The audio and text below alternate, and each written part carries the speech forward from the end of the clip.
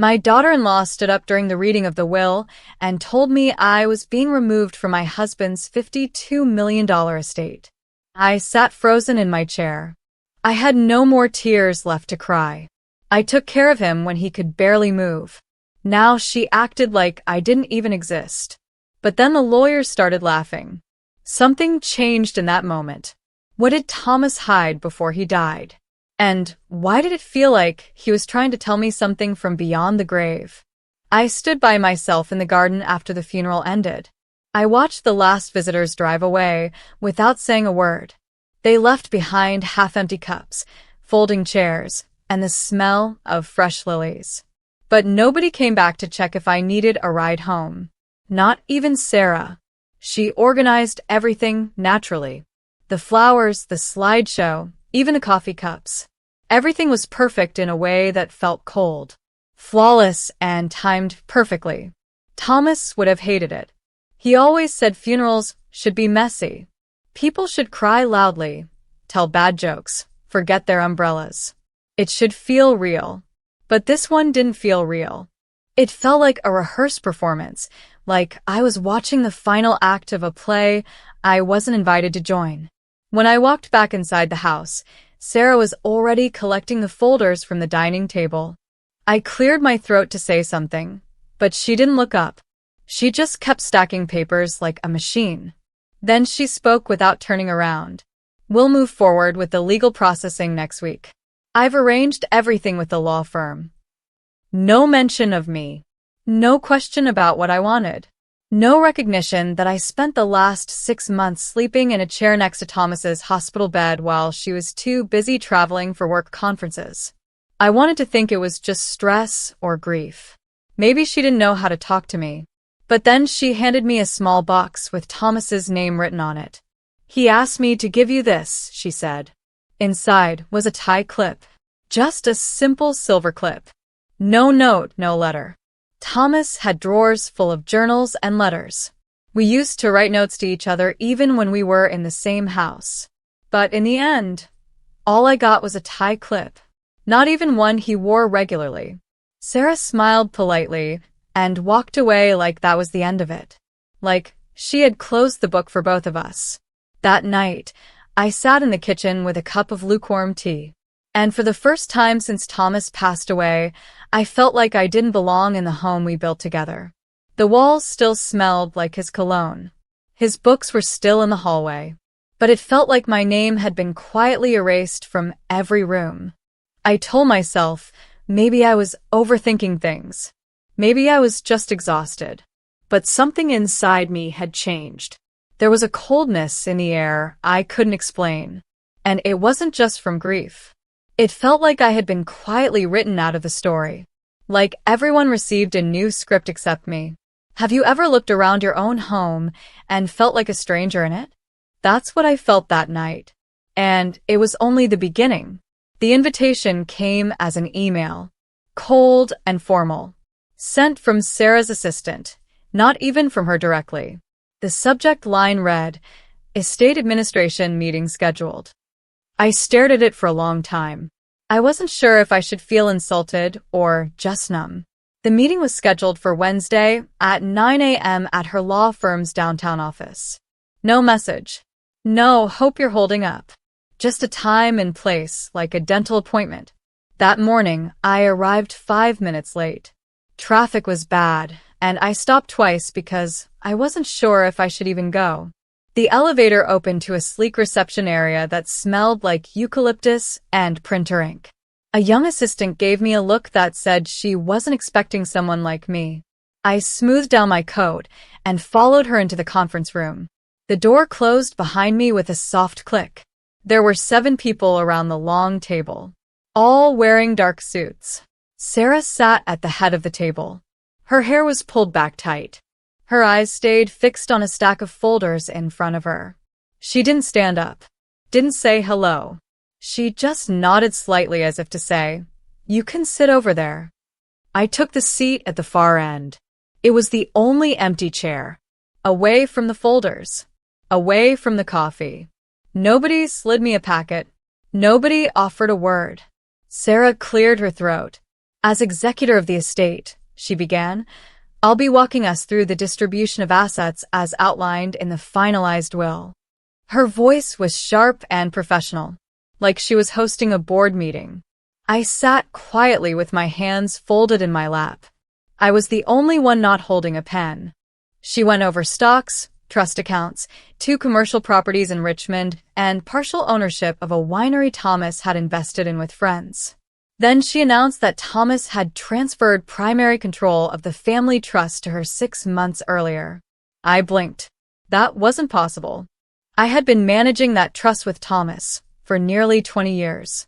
He never mentioned anything about transferring it to her. Sarah continued without pausing. She read off allocations like she was listing inventory. My name didn't come up once. At the end, one of the associates asked, "And Mrs. Harper's share?" Sarah barely looked up. There are no remaining distributions assigned to her under the current filing. Just like that. No eye contact. No explanation. Just the legal version of being erased. I felt a strange heat rise up my spine, but my hands stayed still. I didn't say a word. The room went quiet for a second too long, but nobody addressed it. The meeting continued. When it was over, I waited for everyone else to leave.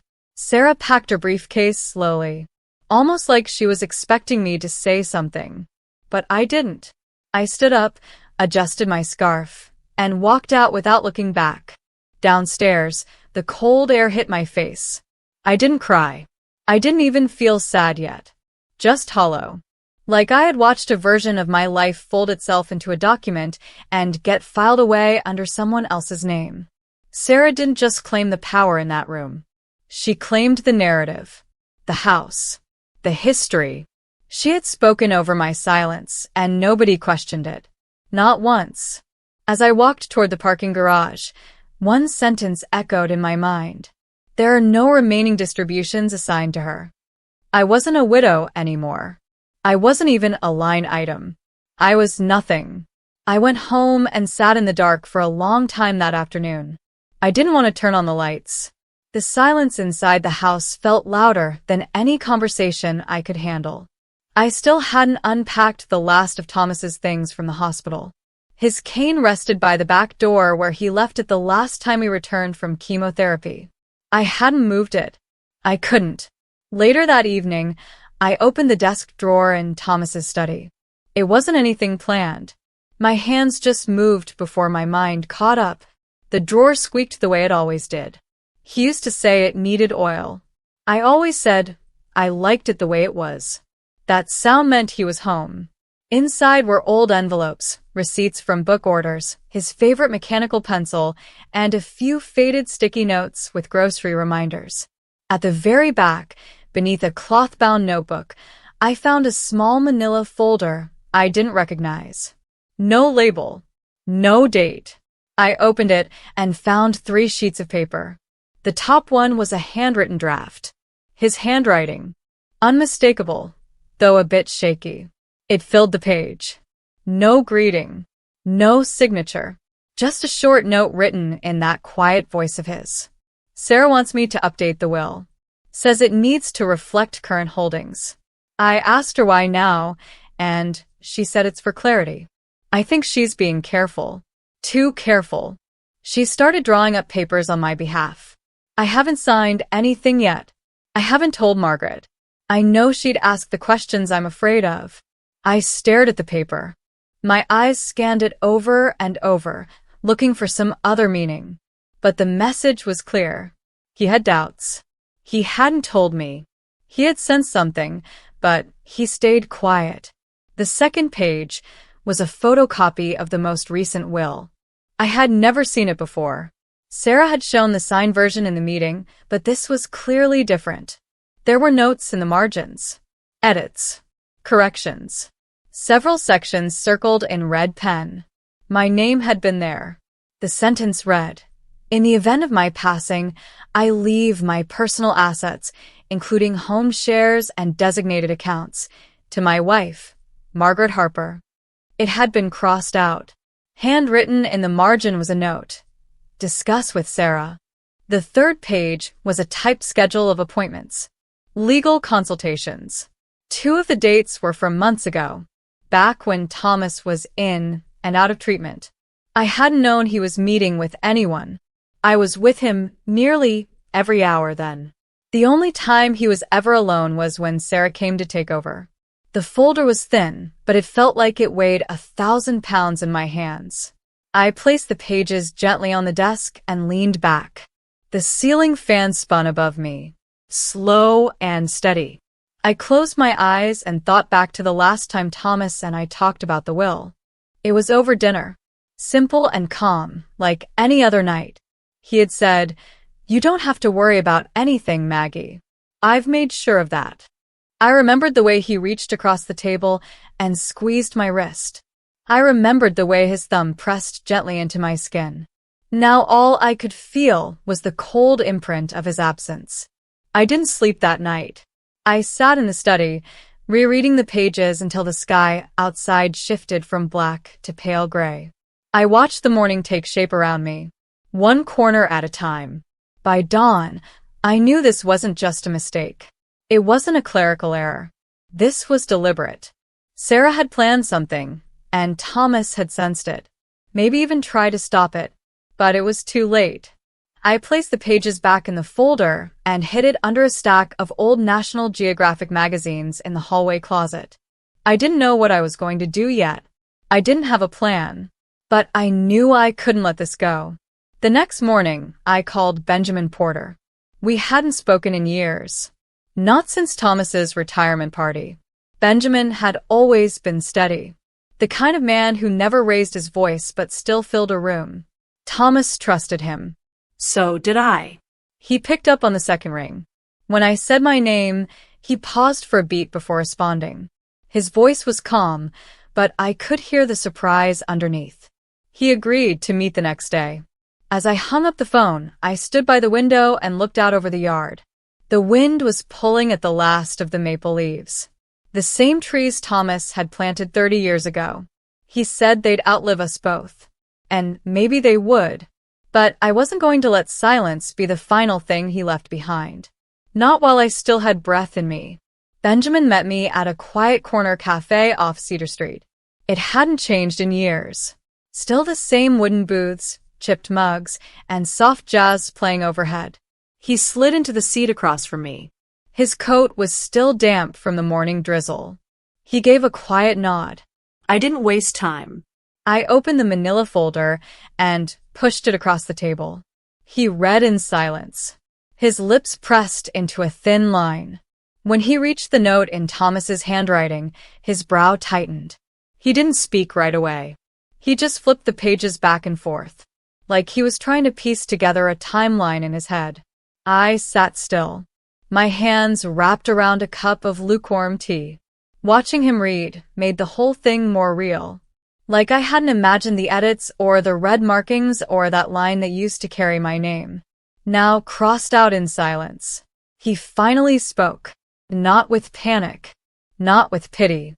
Just a quiet firmness that told me he had seen things like this before. "It's more than suspicious," he said. "It's intentional." He pulled out a notepad from his coat pocket and began making a list. He wrote down dates from the folder, names of law firms Sarah had mentioned.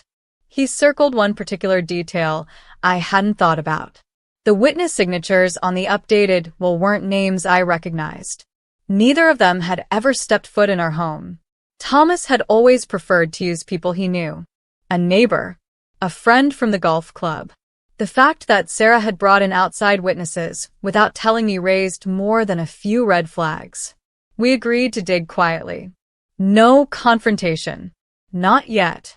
Benjamin said we'd start by validating the last version of the will filed with the county. He would request certified copies and cross-check them with the notes I had. In the meantime, I would keep everything else exactly as it was. Back at home, I opened the hallway closet and tucked the folder into a lockbox we used for passports and medical papers. Then I sat at Thomas's old desk and opened his calendar. Sarah had taken most of his belongings already. She had boxed up his books, donated his clothes, sent his golf clubs to a friend. But the calendar was still here, A simple leather-bound planner with notes scribbled in pencil. That's where I found the name Howard Grant. It was penciled in on a Tuesday morning, circled twice. I recognized the name faintly. He was a tax consultant Thomas had met through a nonprofit years ago. I hadn't seen him in ages. But the fact that Thomas had met him while he was sick and never told me stung more than I wanted to admit. I called Benjamin and told him. He said he'd look into it. Maybe get in touch discreetly. If Howard had been part of the estate planning process, even briefly, he might have seen something Sarah didn't want anyone to notice. The next few days passed slowly. I went about my routines as if nothing had changed. Grocery shopping, watering the plants, attending my book club, though I barely spoke a word that week. On the surface, everything looked the same. But underneath, I was alert, watching, waiting. Then on Friday, Benjamin called. He had spoken with Howard. What he told me made my stomach drop. Howard remembered Thomas coming in, looking thin and exhausted, barely able to hold a pen. They talked for nearly an hour about the trust. Thomas had questions about naming beneficiaries and ensuring long-term protections for me.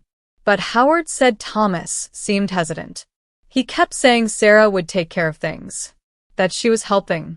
Howard had offered to set up an independent review, just to make sure everything was filed clearly and transparently. But Thomas never followed through.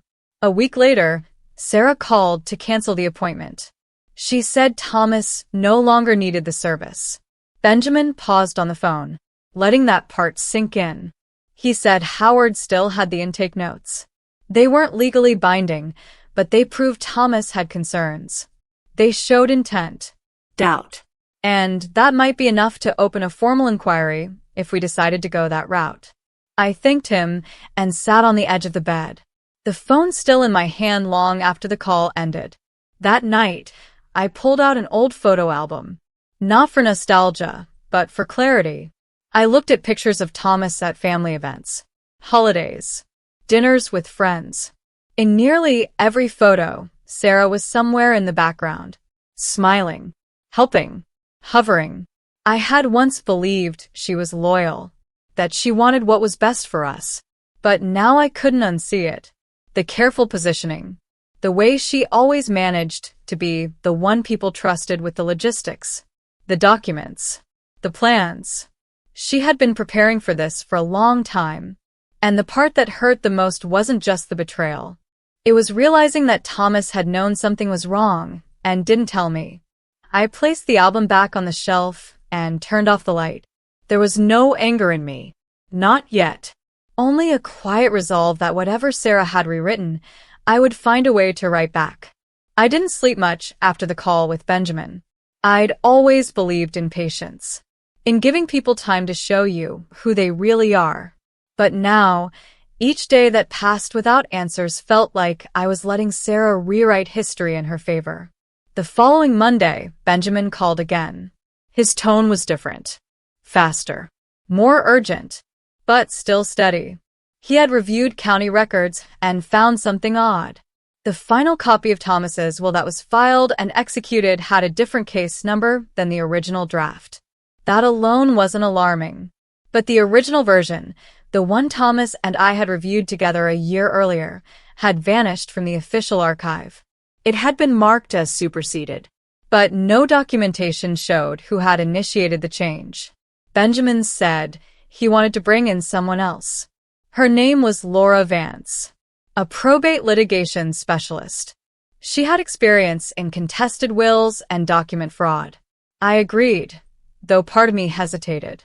The deeper we dug, the more I worried we'd find something even worse. We met at Benjamin's office on Wednesday morning. Laura was sharp, in both tone and presence. Mid-50s.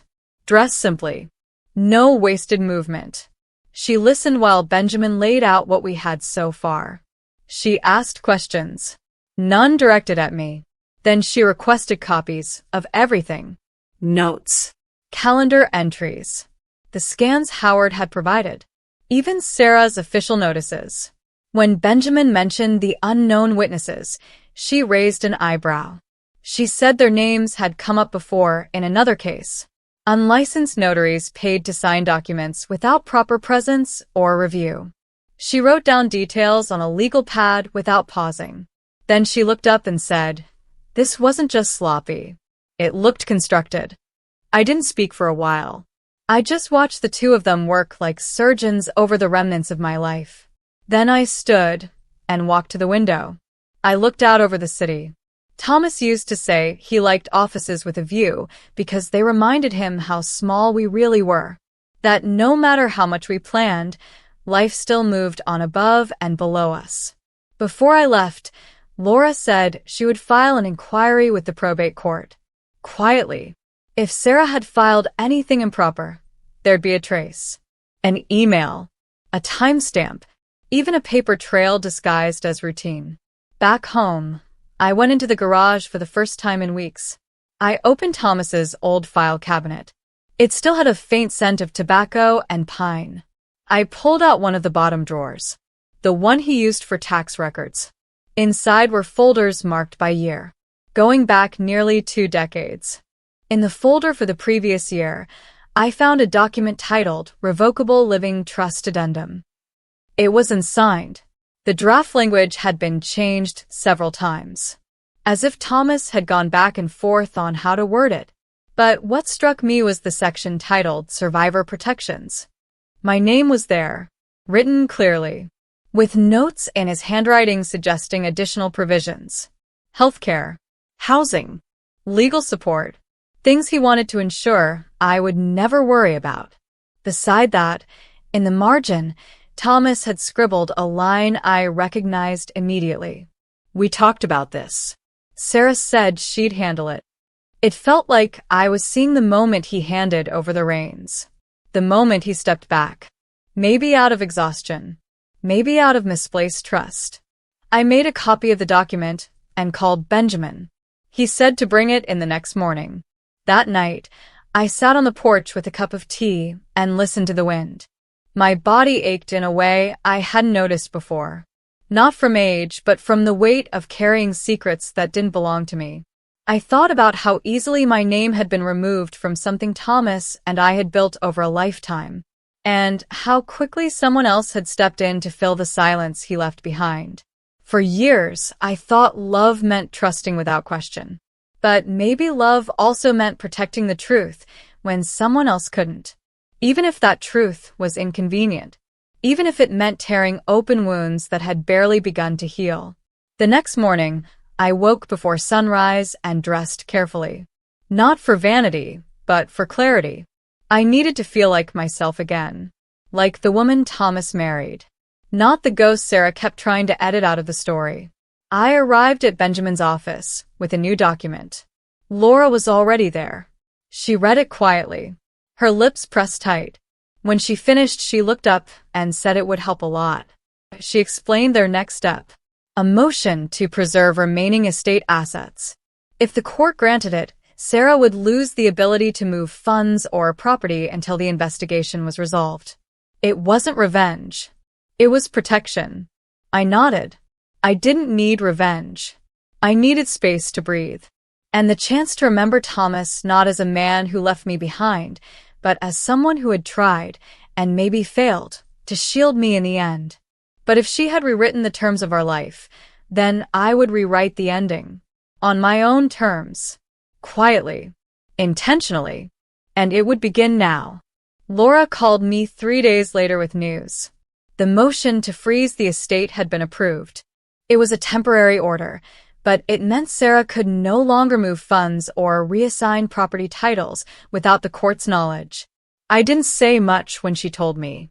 I just exhaled and let the silence settle in. It felt like the first solid step forward. That same afternoon, I received an envelope in the mail. No return address. Inside was a single sheet of paper. A printed invitation. Sarah was hosting a private event at the country club. A tribute to Thomas. Cocktails and catered hors d'oeuvres. A charity auction in his name. On the back, I noticed the date. Just 4 days away. I stared at it for a long time. There had been no mention of this. No phone call. No text. And yet, she had the nerve to send me a glossy invite with embossed lettering, as if I were a guest and not the woman who spent 43 years by Thomas's side. I didn't throw it away. I tucked it inside the drawer next to the couch and sat with the thought. That evening, I called Benjamin. I told him I wanted to attend. He didn't ask why. He simply offered to accompany me in case anything unexpected happened. But I declined. This wasn't about confrontation. Not yet. This was about presence. About standing still in a room that someone else had tried to erase me from. When Saturday arrived, I dressed carefully. Navy slacks. A silk blouse Thomas had bought me for our 35th anniversary. A thin silver chain. Nothing dramatic. Nothing loud. But everything intentional. The country club parking lot was already full when I arrived. I recognized half the names on the guest list at the door. Friends of Thomas's. Colleagues. Board members. People who had shared dinners at our house. Toasted anniversaries. Written Christmas cards. Inside, the room was bright. Polished wood floors. Floral centerpieces. A photo of Thomas framed in gold stood near the bar. It was the one Sarah had insisted on using for the obituary. The one where he looked tired. His smile weak. I hated that photo. Sarah was in the center of it all. Elegant. Composed. Every movement calculated. She greeted guests with a half tilt of her head, like a queen receiving loyal subjects. When she saw me, her expression flickered for just a second. Then she smiled. I nodded, but didn't return it. I made my way toward a quieter part of the room, near a table of display items for the auction. They were labeled as Thomas's favorite things. A signed baseball, a vintage pen, a first edition novel I had given him on his birthday. I reached for it, touched the corner of the spine. My name was nowhere on the label. I stepped back. A man I didn't recognize approached and introduced himself as one of Thomas's former business partners. He spoke kindly, said it was good to see me. Then he asked how I was managing the estate, whether I'd made any changes to the fund allocations. I stared at him, caught off guard. He assumed I was still the trustee. When I told him I wasn't, that I had been removed before Thomas passed, his face shifted. Slight confusion. Polite discomfort. Then he nodded and stepped away. It wasn't much, but it told me something. Sarah hadn't told everyone the full truth. Not about the will. Not about the shift in control. Not even about the auction items she had taken from my home, without my consent. I stayed only another 20 minutes. Just long enough to speak with one of Thomas's old board colleagues. He mentioned, almost in passing, that he had received an email from Sarah weeks before Thomas passed. It had included suggested donation amounts, legal language, and the phrase, managing partner responsibilities. I thanked him, smiled, and excused myself. Back in the car, I sat with the engine off, hands on the steering wheel. That was the moment it all became clear. Sarah hadn't waited for Thomas to pass. She had started planning the transition while he was still breathing. She had used his illness as cover, his trust as currency, and my silence as permission. But that silence was ending. The next morning, I met with Benjamin and Laura. I handed them my notes, everything I'd gathered from that night, every phrase, every inconsistency. Laura leaned back, thoughtful. This was more than a financial violation. Now this points to intentional premeditation and potentially coercion. Benjamin agreed. They would begin drafting a motion to contest the will, not just for my share, but for the integrity of Thomas's last wishes. I left their office and walked home slowly, not because I was tired, but because I needed every step to remind me who I still was. The wife, the witness, the one left standing after the applause had faded, and now the one finally ready to speak.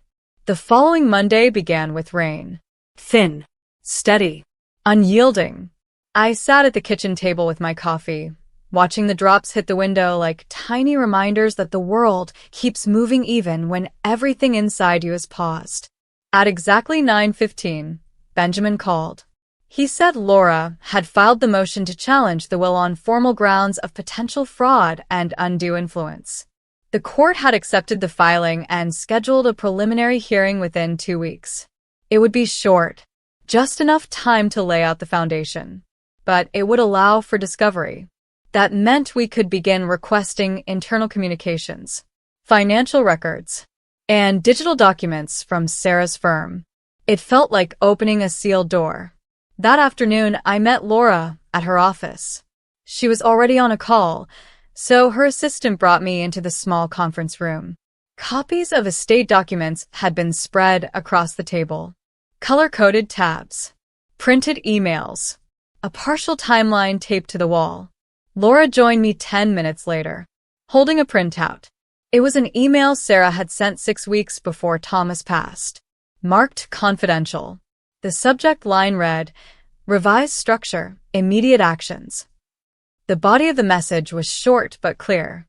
Sarah had instructed her team to expedite the finalization of trust documents and remove all clauses she considered discretionary. My name had been referenced once.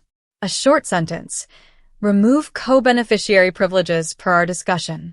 That was all. My entire presence, my decades beside Thomas, reduced to a line item in someone else's email chain. Laura didn't look at me. She didn't need to. She simply asked if I was ready to proceed with the hearing and the formal process that would follow. I said yes, with no hesitation. The next few days passed in a blur of paperwork and quiet determination. I avoided unnecessary conversations. I kept my head down. I walked each evening through the neighborhood, passing houses that still had wreaths from the winter holidays. Nothing looked different on the outside, but I knew better now. The most dangerous betrayals never announced themselves with sirens. They arrived softly, in emails, in ink, in the erasure of a name. By Thursday, Laura had compiled enough documentation to begin issuing subpoenas. She filed to obtain full access to Thomas's digital communications during the final 6 months of his life. She also submitted a request to depose one of Sarah's legal assistants, someone who had notarized the disputed documents under Sarah's supervision. Benjamin reviewed the files and noted inconsistencies in 2 signature timestamps. Both had been logged on a Sunday evening, when the office was supposed to be closed. When I read that detail, my hands went still. Thomas hated working weekends, and he never signed anything without asking me to read it first. Something about those Sunday dates told me everything I needed to know. I gave Laura permission to request a forensic handwriting expert. We would compare Thomas's known signatures from his medical files with the ones on the revised documents. It wouldn't be definitive, but it would be enough to raise serious doubts. I sat in silence that night, not in grief, but in clarity. For the first time in months, I felt the balance beginning to shift. That weekend, I drove to the cemetery. It was quiet. The sky was low and gray. Thomas's headstone was simple. His full name, the dates, a short line beneath. He lived with grace. He left with love. I stood there for a long while. I didn't speak to him, not out loud, but I let the weight of the moment settle in.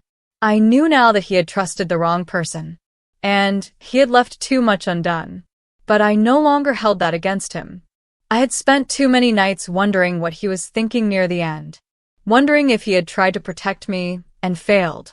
But it didn't matter anymore, because now I would protect the truth myself. When I returned home, there was a message from Laura. Short, direct. The assistant had agreed to speak. She would be deposed the following Tuesday, and she was prepared to talk about inconsistencies she had noticed. She wasn't sure what it all meant, but she had kept notes. That was the moment everything cracked open. Sarah had planned the edits. She had silenced dissent, but she had forgotten the smallest variable. Someone had watched. Someone had noticed. And now someone was ready to speak. As I turned off the lights that night, I stood in the doorway of our bedroom for a moment longer than usual. The bed was still neatly made. The photo on the dresser, the one of us in Vermont, laughing in the wind, was still tilted just a bit to the left. And for the first time in weeks, I didn't feel like a stranger in my own story. I felt like a woman returning to her rightful place. Not in anger, but in truth. Tuesday morning was crisp and quiet when I arrived at Laura's office. The city hadn't fully woken yet, and the sidewalks still held that early fog that made everything feel muted, suspended in time. Inside the conference room, lights were already on. Benjamin was there, sorting through a thick folder of printed records. Laura stood near the window, speaking softly on the phone. On the table sat a small voice recorder and a cup of tea someone had made for the guests we were waiting for. Her name was Emily Kane, mid-30s, sharp-eyed, but with a kind of restlessness in her hands, like she hadn't yet figured out where to put her fear. She walked in exactly on time, wearing a gray cardigan and dark jeans. No makeup, no jewelry, just a quiet kind of resolve. Laura offered her a seat, then laid out the parameters of the deposition. Emily nodded. She understood. She had already reviewed the documents. She had kept her own copies. She wasn't there to accuse anyone directly. She only wanted the truth to be clear. She began with the timeline. Sarah had brought her into the estate revisions 6 weeks before Thomas passed. Emily said she found it unusual that certain standard procedures were bypassed. Normally, when someone of Thomas's stature amended a will or trust, there were meetings, review sessions, notarized acknowledgments. But in this case, things had moved fast. Too fast. Emily described one evening when she stayed late at the office. She had gone back to retrieve her jacket and saw Sarah and another staffer inside the conference room with a stack of unsigned forms. Sarah had asked her to witness a signature. She hadn't seen Thomas sign it directly. When she asked, Sarah had brushed it off. Said he'd just stepped out. Said it was urgent. Just witness it. No big deal. That moment had lingered in Emily's mind. Enough that she wrote it down in her planner. She brought that page with her. The note was simple. 7:43 p.m. Sunday. Witnessed signature for S. No tea present. Laura asked a few gentle clarifying questions. Emily answered them with composure. She wasn't bitter. She wasn't looking for trouble. But she had noticed inconsistencies. The date of the signature didn't match the file metadata. The formatting of the will had been changed to remove reference sections that would have required my countersignature as co-trustee. Benjamin and Laura exchanged a glance. Then Emily said something else. She remembered overhearing Sarah on a call in her office, speaking to someone about distributing assets quickly. The phrase that stuck with her was liquidate silently. No delays. That was 2 days before Thomas was hospitalized for the final time. When Emily left that evening, she said she knew something was off. But Sarah had power, influence, and Emily had a mortgage, a child, a job she couldn't afford to lose. Now, hearing how much had come into question, she said she couldn't stay silent. She signed her statement, dated it. Laura thanked her, and Benjamin walked her out. When the door closed, Laura sat down and placed both hands flat on the table. That was the break we needed. It wasn't just suspicion anymore. We had a timestamp, a first-hand witness, language that suggested manipulation. Maybe even preemptive intent, enough to bring it before a judge and request a formal examination of the entire trust administration. Benjamin leaned back, breathing deep. It was the first time I saw relief on his face, but I didn't feel it. Not yet, because I knew what would come next. Sarah would find out, and when she did, she wouldn't panic. She would plan. 2 days later, it began. I received a letter from her attorney. Polished. Cold. They accused me of interfering with a lawful estate transition. They claimed I was motivated by grief, misunderstanding, and personal bitterness. They threatened to pursue legal costs if I didn't withdraw my motion within 10 business days. I read the letter 3 times before folding it neatly and placing it beside my morning coffee. Then I called Benjamin. He asked if I was okay. I told him I'd been more than okay for years. I'd just been quiet. But silence wasn't the same as surrender. He laughed softly, said that was the best thing he'd heard all week. That afternoon, Laura submitted our full rebuttal. Attached were Emily's notes, her formal deposition, metadata comparisons, Thomas's prior drafts, and calendar logs from the office security system showing he hadn't entered the building the weekend the new documents were supposedly signed. The package was heavy. It carried weight. But more than that, it carried intent. We weren't accusing for the sake of revenge. We were reclaiming a truth that had been buried under convenience and control. That evening, I sat on the back porch with a blanket and listened to the wind through the trees. For the first time, I allowed myself to feel something new.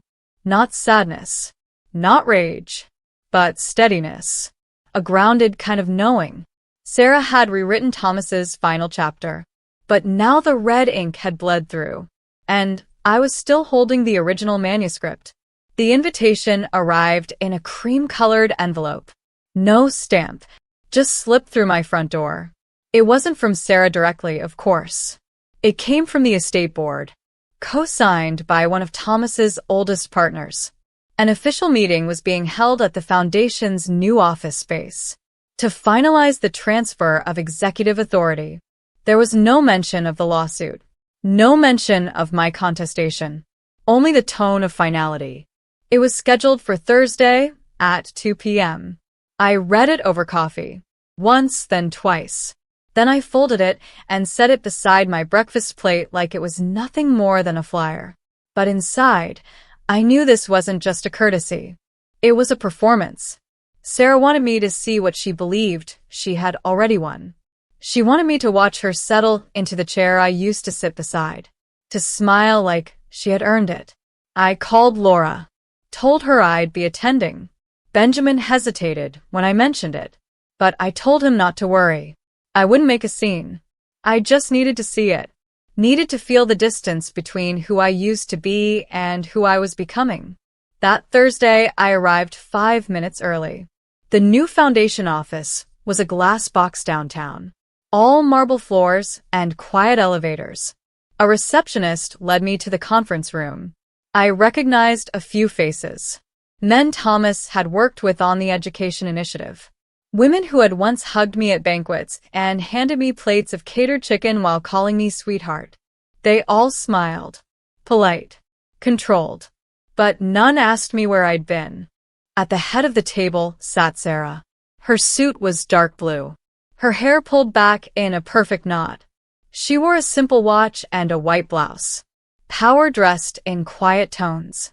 When she saw me, her smile barely shifted. A flick of surprise, then poise again. I nodded and took the empty seat at the far end. The meeting began with pleasantries. A review of recent donations. Notes about upcoming initiatives. I listened in silence. It was all standard. Strategic language with no soul. When they reached the item marked Transition of Executive Oversight, Sarah cleared her throat. She began thanking everyone for their support. Talked about Thomas's vision. About continuity. About the weight of responsibility. It was well rehearsed. Then she said something that made the room pause. She thanked me. Said I had stood by Thomas in his early years. Said I had helped lay the foundation for what the organization had become. But then she said the phrase I'll never forget. And now, with your grace, I carry it forward. Your grace. Like I had bowed. Like I had handed it over. I sat still. Completely still. Then I reached into my bag and pulled out a small envelope. Quietly, I passed it to the man beside me. Thomas's oldest friend. Still on the board. He looked confused but took it. Inside was a copy of the notarized letter Emily had signed, along with a brief summary from Laura's legal brief. and a red-marked copy of the page Sarah had altered in the original trust agreement. He didn't say a word. He simply passed it to the next person, and the next. Within moments, Sarah noticed. Her smile tightened. Her hands stopped moving. I didn't raise my voice. I didn't explain. I just let the paper travel. When it reached the end of the table, I stood. "Thank you for the invitation," I said. "My attorney will be in touch if anyone here requires clarification." And I walked out. Not rushed. Not angry. Just clear. I drove home with the windows cracked, letting the city noise seep in. Laura called me that evening. She had already heard from one of the board members. They were concerned. They wanted a separate internal review before proceeding with any final transfer of authority. Benjamin said it best. That moment at the table wasn't a confrontation. It was a redirection. Sarah had expected you to fade. She never expected you to show up with the truth. Over the next few days, things shifted again. Quietly, but meaningfully. The board postponed their vote. Sarah's lawyer went silent. A request was made for a neutral third party to evaluate the contested amendments. Even if nothing came of it legally, the stain was there now. The doubt, the hesitation. And in that space, I found something I hadn't felt in months. Equilibrium. That Saturday, I took Thomas's old file box from the study. The one with the Foundation's original charter. His notes on mentorship programs. The first grant proposal he ever wrote. I read through each page slowly. Then I packed them up and called Benjamin. I wanted them archived properly. Not buried in legal boxes. Not attached to anyone's name. Just preserved. The story of what we built together before it was tampered with. I ended that week with a walk along the lake near our old house. The air was cold but clean. The kind of cold that wakes you up. Sharpens your hearing. And for the first time in a long time, I felt no need to defend myself. The truth had its own voice now. It didn't scream. It didn't accuse. It just existed. Undeniable. Unmoved. And that was enough. The days after the board meeting were strangely still. No calls. No threats. No letters with lawyered language or veiled demands. It was as if a curtain had fallen on the stage Sarah had carefully crafted. And now the audience had quietly left their seats. But I didn't mistake silence for resolution. Laura warned me that these moments were often the most strategic. When things go quiet, it means people are regrouping. But this time, I wasn't the one who needed to prepare. I had already done my part. I had already told the truth. Now it was her turn to reckon with it. I spent that week back in my own rhythm. Small things. Watering the plants. Reading the paper at the kitchen table. Making soup the way Thomas used to like it. I no longer felt the rush to chase explanations. Some parts of betrayal will always remain unexplained. And I had made peace with that. Then came Sunday. Laura called just after noon. She had received an unexpected email from Sarah's legal team. There would be no further challenge to the trust inquiry. In fact, Sarah was withdrawing from her position as managing executive of the foundation entirely. She offered no admission of wrongdoing, only a statement about preserving the foundation's reputation and respecting Thomas's legacy. I didn't celebrate. I didn't call anyone. I simply walked outside with a coat and let the winter air hit my face. Cold. Honest. And clarifying. The following Tuesday, the foundation released a short press statement confirming the transition. They named a temporary oversight committee, made up of older board members who had worked directly with Thomas during the early years. Benjamin forwarded me a copy, along with a personal note from one of them. It said only this: "You were right to protect what mattered." I stared at those words longer than I expected to. They weren't flashy. They didn't repair the pain. But they acknowledged something deeper than apology. That week, Laura and I met one last time in person. She had prepared a summary of where the case stood, and what next steps we could pursue if I wanted to formally seek damages or restitution. She laid out every path clearly, every option measured and neat. I thanked her, but I told her no. I wasn't interested in dragging things further. Not because I had forgiven Sarah, but because I had already won the part that mattered most to me. I had taken back my name from a document that tried to erase it. I had reinserted myself into a history I helped build. And more than anything, I had refused to become small in the eyes of my own story. That night, I sat in my study and opened a drawer I hadn't touched in years. Inside were handwritten notes from Thomas. Some letters. Old travel receipts. His list of books he never got around to reading. There was also a sealed envelope I didn't recognize. Not labeled. Just left there. Tucked behind an old ledger. I opened it slowly. Inside was a copy of an earlier will, dated a year before the revisions Sarah had filed. In it, Thomas had detailed specific wishes about the foundation, the trust, and my role as lifelong co-trustee. There were pages of notes written in the margins, personal phrases, mentions of trips we had taken, and conversations we'd had about legacy and balance. My eyes filled as I read the final paragraph. He had written that no matter what happened, he wanted the values we built together to remain at the core of everything the foundation touched. That family wasn't about last names or blood ties. It was about standing beside each other in silence when no one was watching. He had signed it in pen. No witness. Just intention. I sat with that paper until the room grew dark. The next morning, I took the document to Benjamin and asked him to archive it. Not for evidence. Not for any court. Just for history. A few weeks later, I returned to the foundation for the first time since the fallout.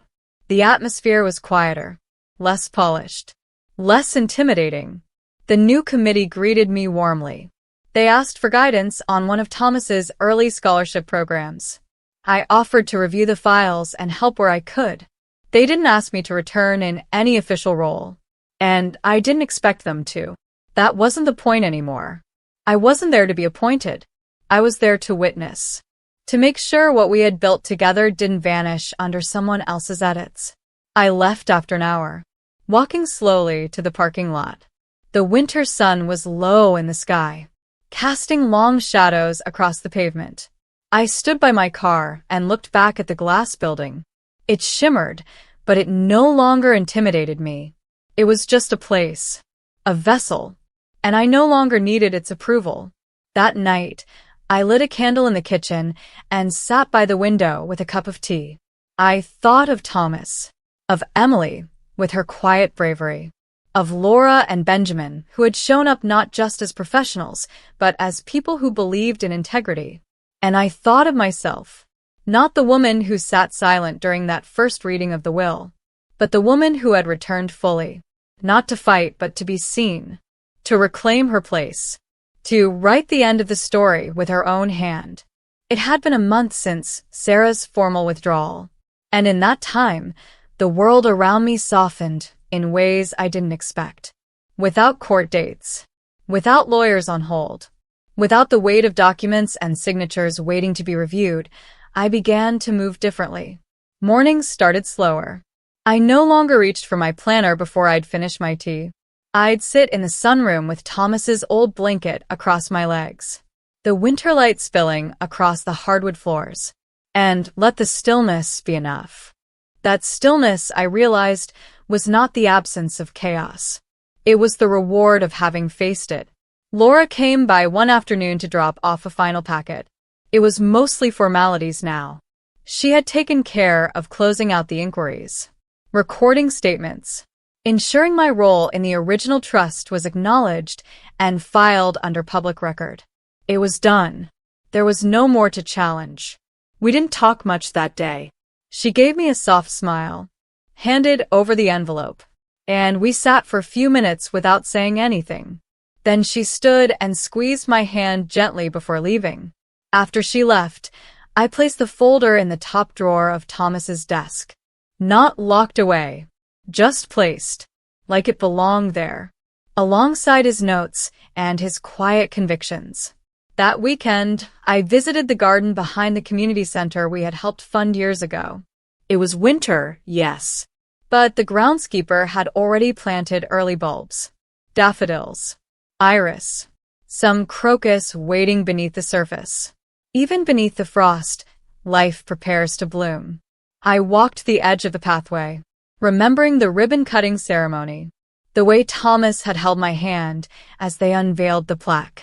It still stood there, a little weathered now, but steady, just like us. It read, "In honor of those who plant for a future they may never see." There had been times in the last few months when I feared that future had been erased. But it hadn't. It had only been buried under pride and ambition. And now it was uncovered again. Later that week, I received a letter from one of the young scholars who had been part of our first education initiative. She had heard about the changes in the foundation. She wanted me to know how much the grant she'd received years ago had changed her life. She was now working at a local nonprofit, mentoring young girls from neighborhoods like the one she had grown up in. Her note was brief, but powerful. She didn't know the full story. She didn't need to. What mattered was that something we started had reached her, and now she was passing it forward. That night, I sat in my kitchen and looked around. It was the same space where I had once felt shut out, unseen, voiceless. But now the silence was different. Now it was full. It held memory, Clarity and peace. I had not burned anything down. I had simply refused to disappear. Spring came slowly that year. The daffodils in the community garden bloomed first, followed by the soft blush of early tulips that lined the sidewalk outside the foundation office. I didn't go often, just enough to feel connected, just enough to remember. One morning, I received a small invitation in the mail. Cream envelope, raised lettering. It was for the annual donors luncheon, something Thomas and I had helped establish 2 decades ago, but hadn't attended in years. It felt strange seeing my name listed on the honored guests again. I wasn't sure I'd go, not because I was afraid, but because I didn't feel the need to prove anything anymore. But I went. I chose a soft gray suit and pinned Thomas's old lapel pin to my collar, the one he used to wear when speaking publicly. A small oak tree in silver. Steady, rooted, quiet. The ballroom hadn't changed. Polished floors, round tables, soft music in the background. People mingling. Exchanging polite updates. Sarah wasn't there. Her name had faded from the printed programs, replaced by the interim committee and a new vision statement. I didn't speak much. I just watched. And near the end of the event, something unexpected happened. One of the newer board members, a woman named Rachel, took the stage. She was young but spoke with calm and grace. She thanked those who had guided the foundation through the transition. And then she paused. She looked in my direction and said my name, not with ceremony, but with warmth. She spoke briefly about the early days, about Thomas's original mission, and about the quiet strength of those who had held that mission through storms. Then she stepped down, and the room turned toward me in a wave of gentle applause.